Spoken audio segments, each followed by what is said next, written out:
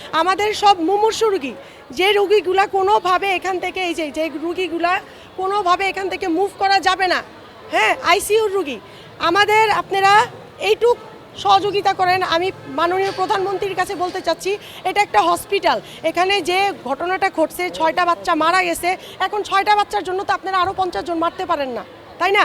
এটা হচ্ছে আমাদের ঢাকার একটা অ্যাসেট। 8 দিন হসপিটাল আজকে নতুন না, এটা খুব পুরনো একটা হসপিটাল।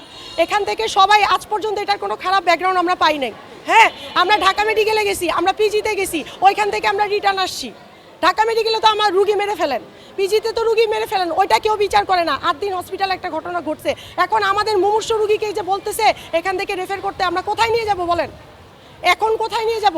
যে রুগী টিউব দিয়ে খাচ্ছে, যে রুগী আইসিইউ, যে রুগী সিসিইউ, প্লিজ এই হসপিটাল আপাতত আপনারা বন্ধ করেন না, আপনারা বৈশা একটা সমাধান করেন।